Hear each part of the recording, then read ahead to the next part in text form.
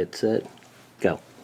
Hi, I'm Christy Vogel, and I'm here with Joe Justin, who is the founder and CEO of WhiteHall Products in Tampa, Florida. I'm speaking with Joe today because Joe is the innovator in the plastics industry. He has formulated materials that have been used in items such as Glad trash bags. So it's a pretty good chance that you've used some kind of product that Joe Justin had a part in the early days of his career.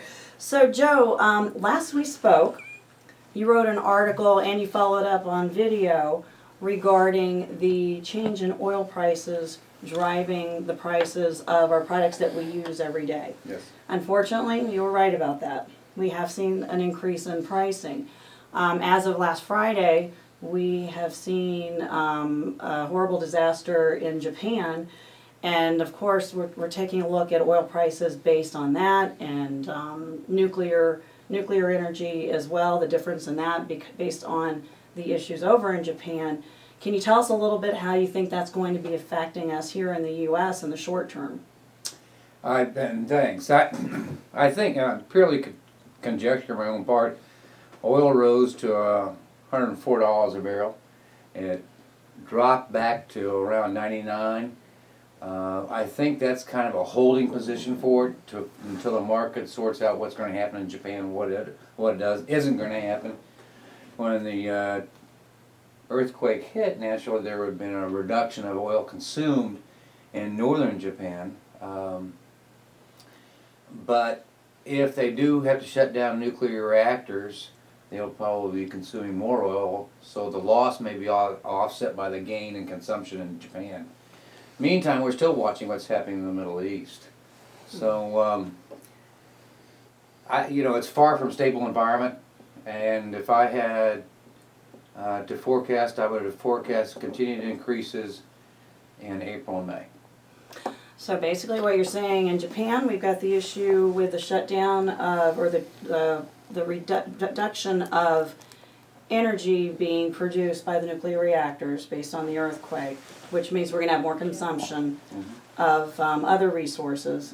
And then of course in the Middle East we have the unrest, which it could go either way at any point. Yes.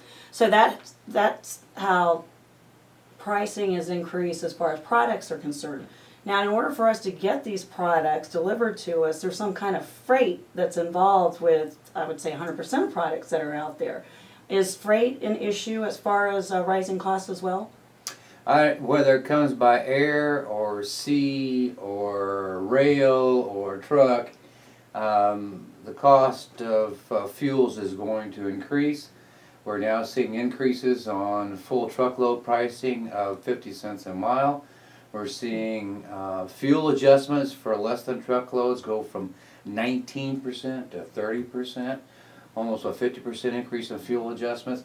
And I really, Christy, don't see the end in sight. You know, there's speculation that